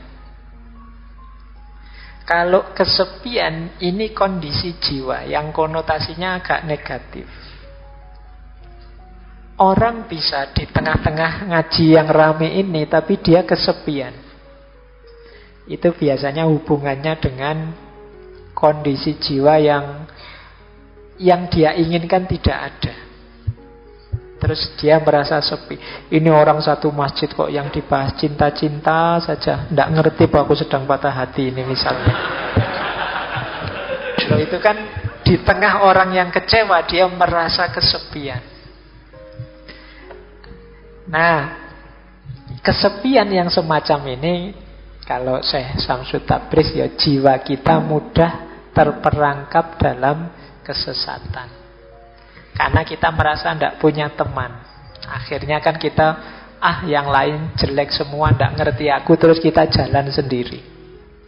Kita merasa lurus padahal jangan-jangan kita sudah melenceng. Ini untuk para sahabat, kalian harus jeli temanmu ini kesepian atau kesendirian. Kalau kesendirian konotasinya lebih positif. Kesendirian itu yang orang memang sengaja menjauh untuk kepentingan tertentu. Saya ingin sendiri dulu ya. Itu kesendirian. Saya ingin uzlah dulu, ingin membersihkan diri dulu biar tidak banyak terpengaruh. Itu kesendirian. Banyak nasihat-nasihat yang menyuruh kita, yuk ambil waktu untuk sendiri sebentar, biar tidak terlalu terpengaruh. Nah, ini kesendirian. Agak beda dengan kesepian. Jadi kalau ada teman, ada sahabat kok ingin sendiri, coba kamu cek dia memang ingin kesendirian atau sedang kesepian. Ini dua hal yang berbeda. Oke ya, kita lanjutkan. Nah, jadi yang pertama ini. Tapi baik kesepian maupun kesendirian lebih bagus lagi kalau kita ada teman. Karena teman itu cermin. Secakep apapun kita, kalau tidak ada cermin ya kita tidak tahu. Seganteng apapun kita, kalau tidak ada cermin ya kita tidak tahu. Nah, fungsi, kalau fisik kan memang cermin kaca, tapi kalau kondisi diri kita, jiwa kita, batin kita, ini kita perlu sahabat. Sahabat kita yang tahu, kamu sudah berlebihan loh. Kamu itu sudah lepas kontrol loh. Kamu kok pemarah gitu ya. Itu kan sahabat kita yang tahu. Kita sendiri mungkin sulit membaca diri kita secara objektif, tapi teman kita bisa. Dia seperti cermin kita. Jadi ingatlah, engkau tidak bisa melihat dirimu kecuali dalam hati orang lain. Nah, jadi teman kita lebih ngerti tentang diri kita. Pak, saya kan bisa melihat diri kita, diriku sendiri ke dalam. Kalau ke dalam diri biasanya dalam dunia tasawuf, nanti kita ketemu Tuhan di sana. Rumusnya beda. Tapi untuk mengetahui level kita, tataran kita, kita perlu teman, kita perlu sahabat. Kita tidak bisa ngaku, Pak, saya itu murid yang paling pinter loh, Pak. Saya itu mahasiswa yang paling jago loh, Pak. Katanya siapa? Kata saya sendiri, Pak. Itu kan orang tidak percaya kalau gitu kan. Tapi kalau yang bicara temannya, sahabatnya, sahabat saya itu sabar orangnya, itu kita percaya, karena pasti dia ngalami berdua. Kalau kita sendiri yang ngomong, saya itu sabar loh, Pak. Benar saya sabar. Kalau Bapak tidak percaya, marah ini saya. Itu. Kita sendiri tidak sadar kalau kita pemarah. Yang tahu sahabat kita. Nah, jadi ini penting. Makanya nanti teman-teman yang mau nikah, kadang tidak harus tanya langsung ke calonnya. Coba tanya ke sahabat-sahabatnya. Biasanya lebih objektif. Mereka lebih tahu. Oh, kalau temanku yang ini anaknya begini, begitu. Kalau langsung ke orangnya, kayak tadi, sering pencitraan. Jadi, maka penting kita tahu sahabat kita. Jadi, orang itu bisa kesepian, bisa kesendirian, tapi lebih bagus ada teman. Akan lebih kondusif hidupnya. Jangan sendirian. Karena kita ini terbatas. Kita jadi kuat itu karena saling mendukung bersama yang lain. Yang kedua, adalah mudah bagi kita untuk mencintai Tuhan yang maha sempurna, suci, dan terbebas dari kekurangan. Yang paling sulit adalah mencintai manusia dengan segala ketidaksempurnaan dan kekurangannya. Ingatlah, seseorang hanya akan mampu memahami apa yang bisa ia cintai. Tak ada kebijaksanaan tanpa cinta. Selama kita tidak belajar untuk mencintai makhluk Tuhan, kita tidak akan dapat benar-benar mencintai siapapun dan mengenal Tuhan. Nah, ini wasiat selanjutnya.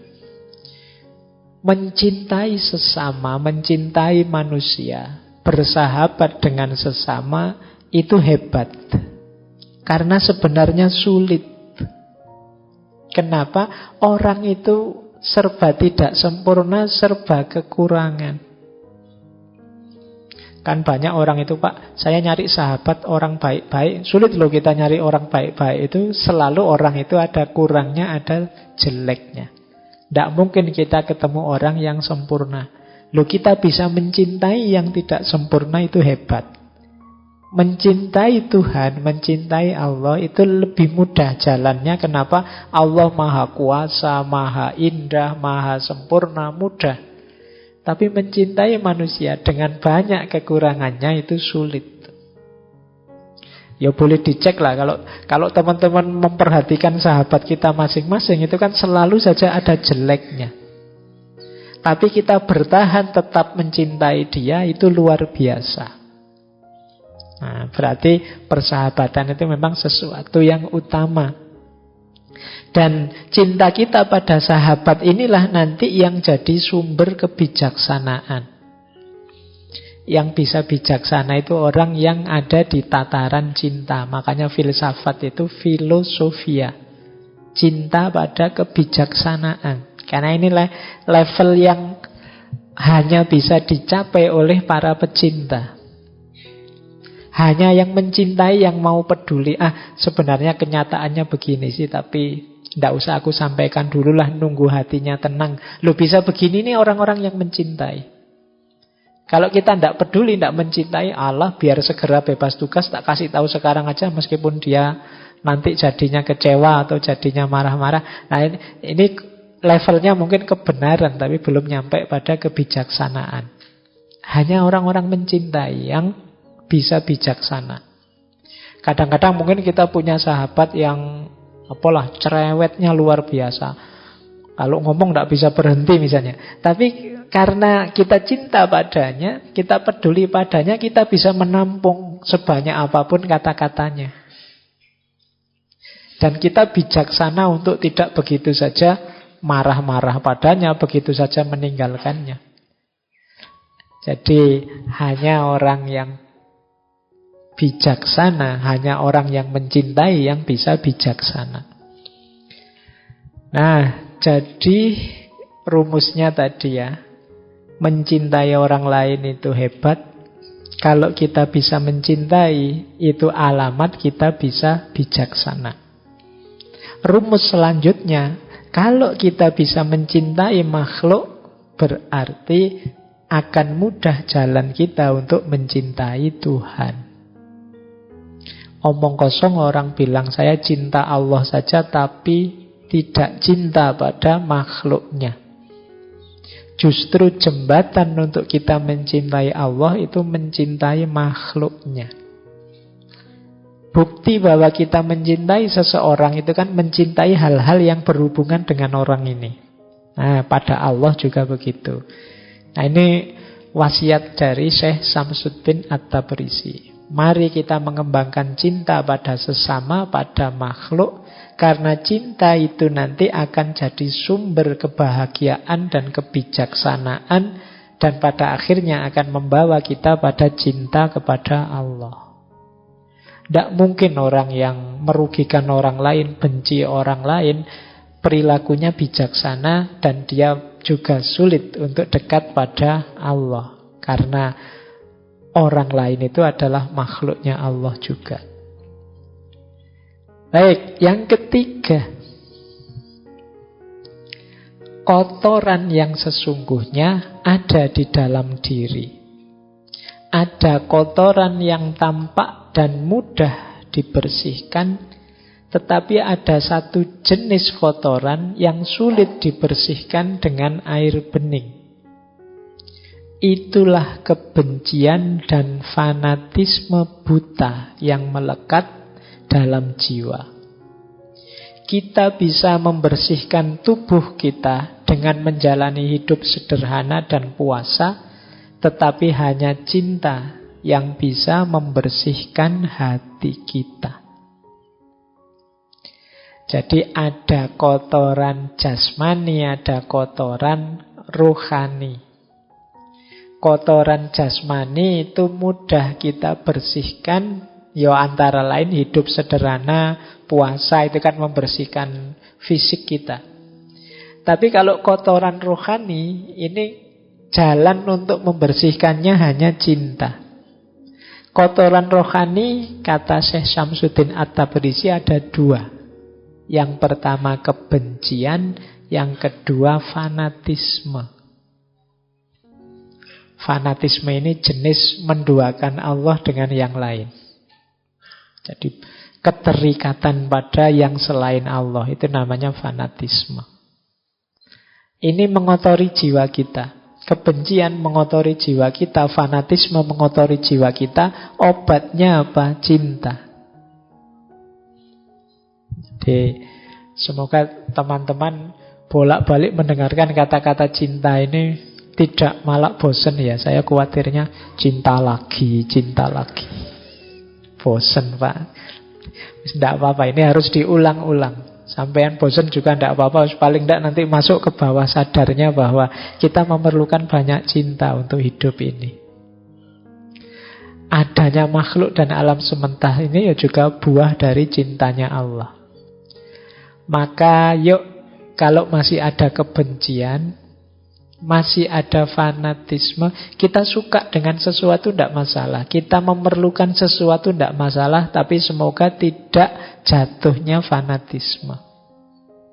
Kita tidak cocok dengan sesuatu tidak masalah, kita tidak setuju dengan sesuatu juga tidak masalah, manusiawi. Tapi semoga tidak sampai titik kebencian. Kalau sudah benci dan fanatik, itu jiwa kita kotor.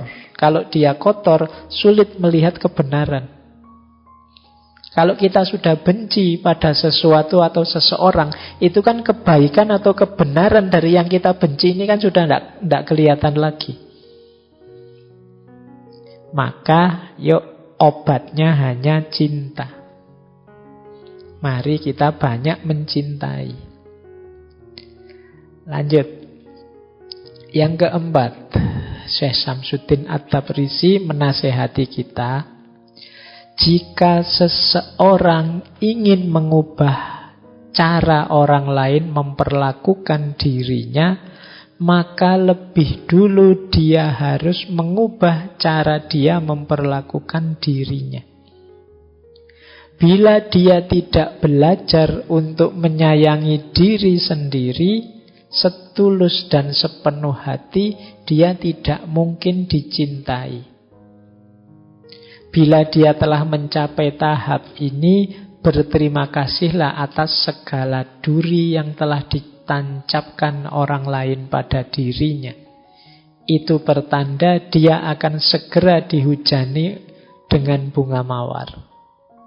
Bagaimana mungkin seseorang bisa menyalahkan orang lain hanya karena mereka tidak menghormatinya, sedangkan dia sendiri tidak patut dihormati? Nah, ini mirip dengan kemarin-kemarin, bahwa bersahabat dan mencintai sesama itu dasar awalnya adalah mencintai diri sendiri. Self-love. Orang yang tidak mencintai dirinya, tidak menghargai dirinya, tidak menghormati dirinya, jangan berharap dihormati, dihargai orang lain. Kalau kita sudah kejam sama diri kita sendiri, orang lain akan melihat, oh berarti aku harus memperlakukan dirinya seperti itu. Kalau kita sukanya ngerokok, kan nanti orang akan nyuguhi kita rokok. Kalau kita sukanya kopi, orang akan menyuguh kita kopi. Jadi orang bersikap sebagaimana kita menyikapi diri kita sendiri. Maka kalau kita ingin mbok orang itu jangan begitu, kalau pas ada saya kok terus disuguhi kopi sama rokok, sekali-sekali disuguhi susu apa-apa. Nah, orang bisa nyuguhi kita susu ketika mereka tahu orang ini kebiasaannya tiap hari minum susu. Berarti apa? Yo ayo ubah kebiasaanmu. Kalau ada orang tidak menghormatimu, coba kamu introspeksi, jangan-jangan memang selama ini aku tidak menghormati diriku. Sehingga orang terus menganggap, oh berarti seperti itu cara memperlakukan diri kita. Nah, berteman, bersahabat juga begitu. Wah, ini sahabatku ini loh, nek ngomong kok nyelekit banget ya di depanku. Kemungkinan mungkin perilaku kita memang mengundang dia untuk nyelekit. Jadi ini kok mudah sekali ya maki-maki aku, atau memang kelakuan kita memang makiable. Apa makiable itu? Ya, memang kita layak dipisui.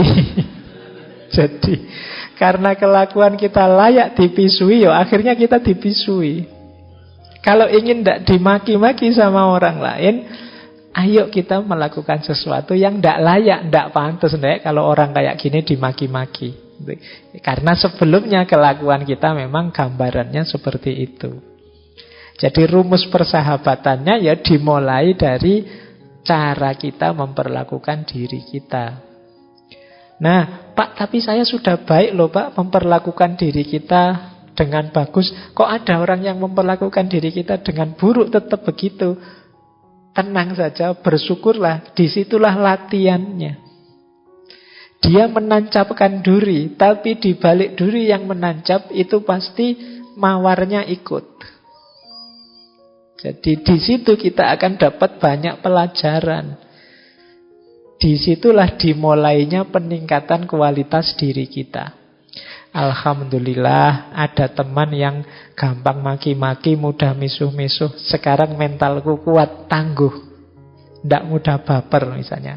Kualitas diri kita meningkat, meskipun sebelumnya mungkin sakit hati kita, tapi sekarang tambah tangguh. Jadi di balik duri yang menancap, mawarnya ikut.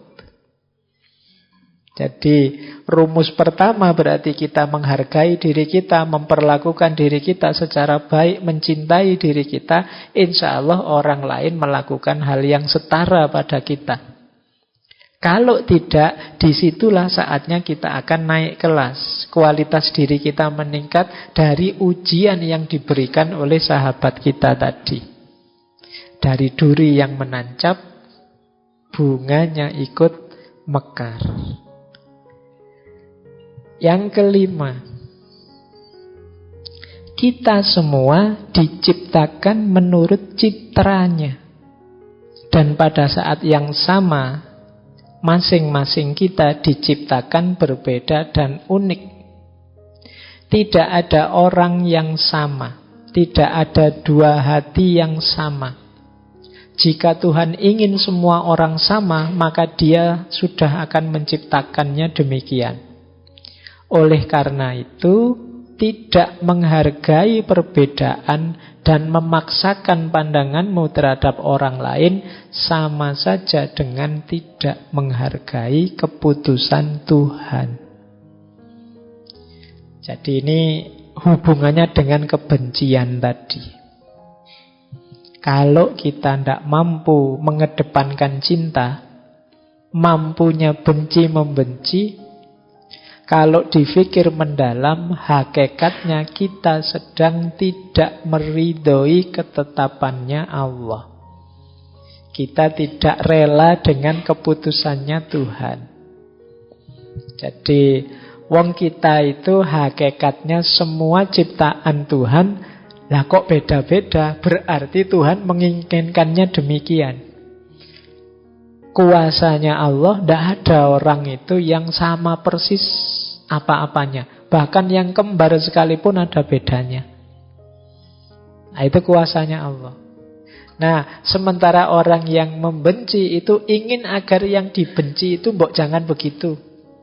Mbok seperti aku saja. Ingin semua orang sama.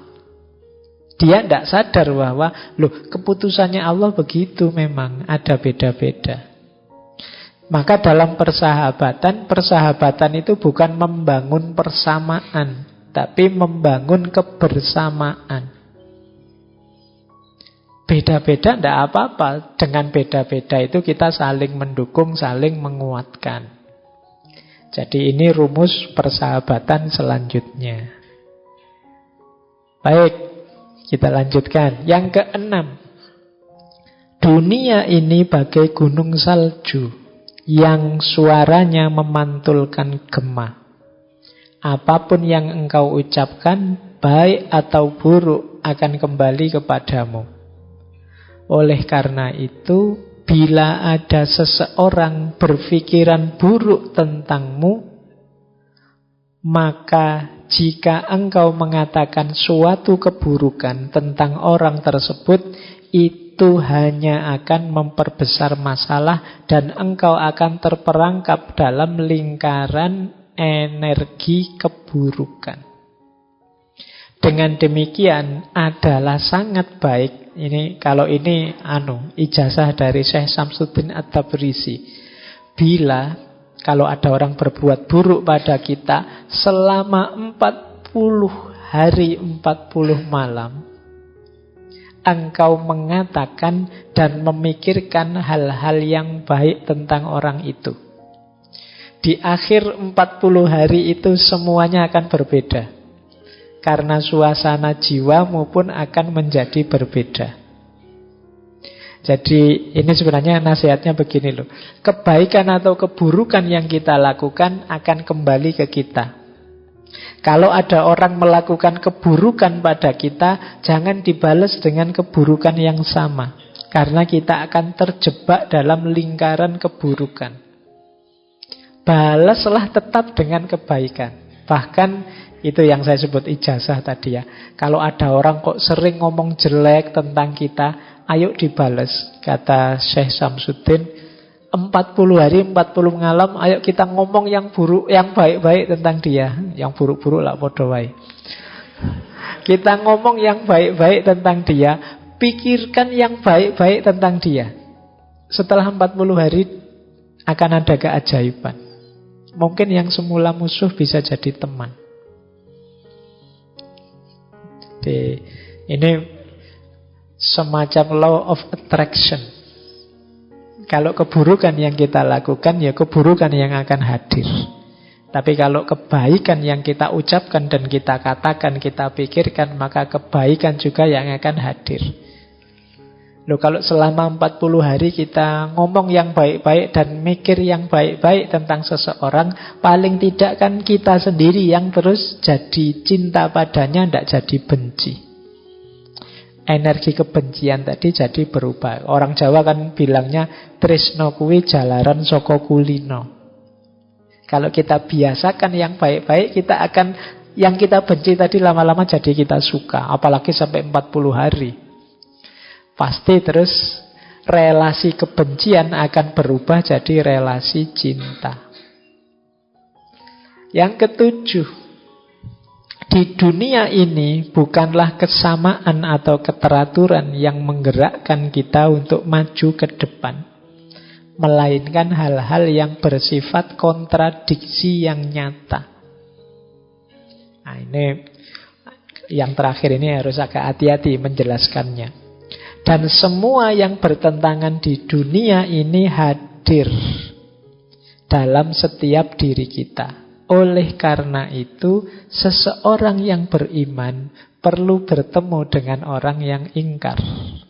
Dan yang ingkar harus mengenal orang yang beriman yang teguh. Sampai masing-masing mencapai tahap paripurna.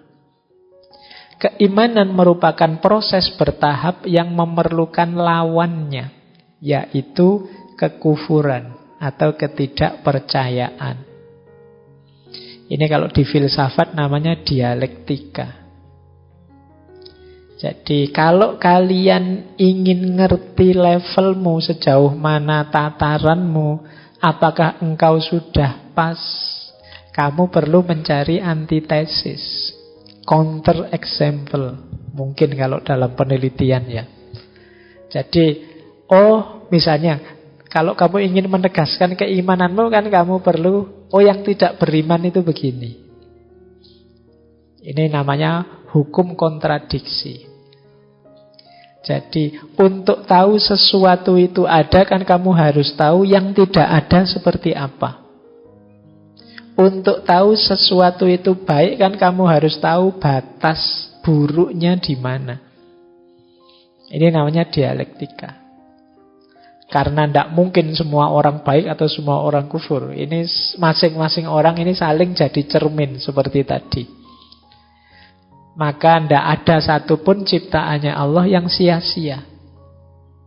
Kalau kalian tanya, kok ada ya ciptaan ini, ciptaan itu? Tidak, semuanya ada mainnya, ada manfaatnya. Mungkin kita yang muslim mengambil parameter, oh ini batasnya kekufuran. Nanti mungkin agama lain juga punya batasnya sendiri, punya dialektikanya sendiri. Ini gunanya berteman, berdialektika. Sampai nanti batas paripurna. Mungkin kita beriman akan semakin beriman, akan semakin beriman. Yang kufur dialektika dengan kita, lama-lama dia juga jadi beriman. Semua lama-lama jadi memuncak. Jadi ini kalau di psikologi mungkin law of polarity, law of contradiction.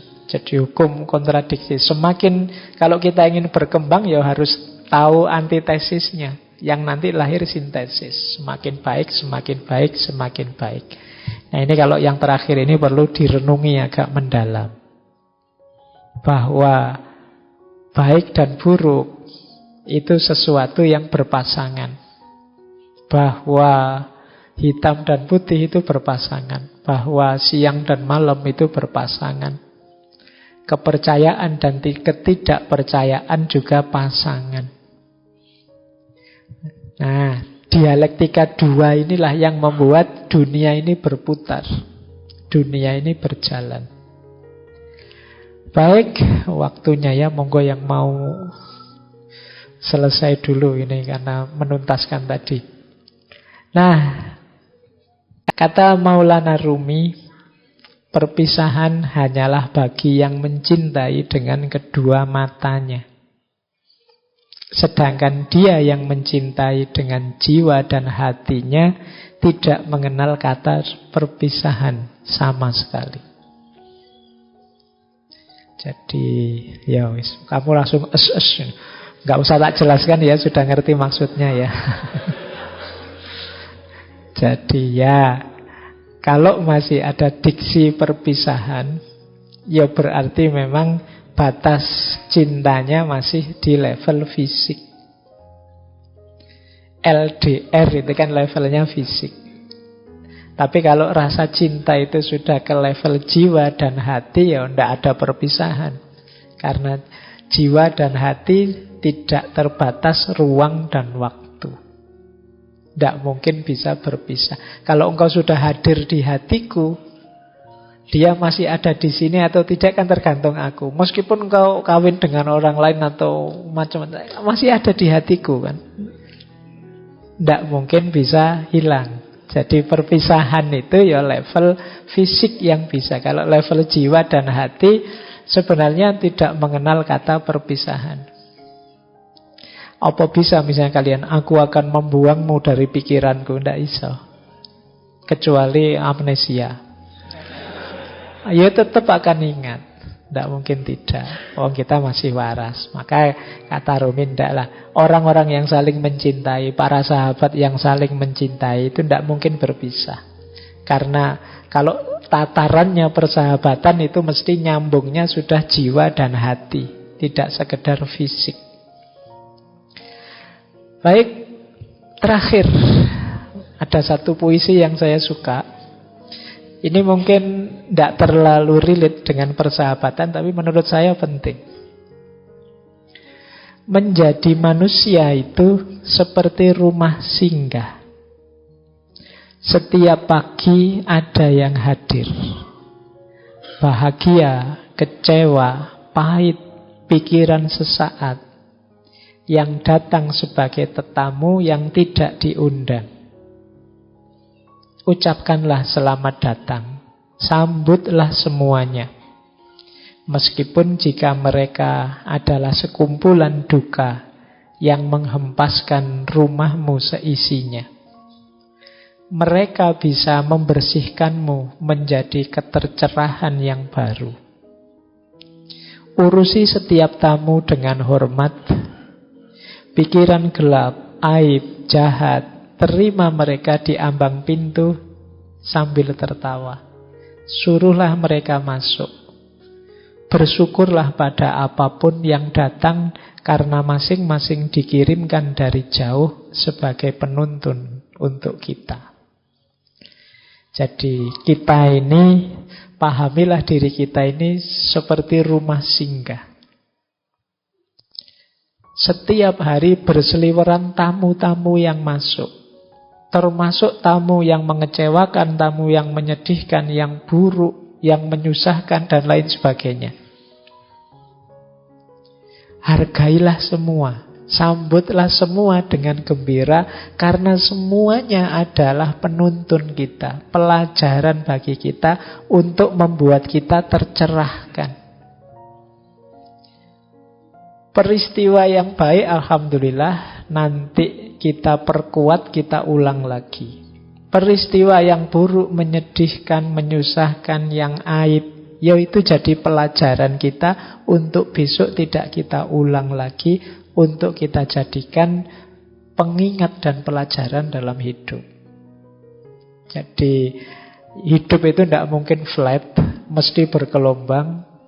Kadang enak, kadang tidak, kadang bagus, kadang tidak. Sambutlah semuanya dengan gembira.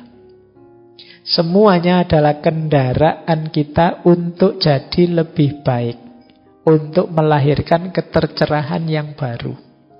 Oh iya Pak, saya kemarin pernah salah ini, tapi sekarang tidak lagi, saya sudah belajar. Saya kemarin ketabrak aib ini, tapi insya Allah nanti saya tidak akan mengulang itu lagi. Semuanya akan jadi pelajaran yang melahirkan ketercerahan baru. Yang lama akan pergi, yang baru akan datang. Akan terus begitu. Karena hidup kita mirip rumah singgah.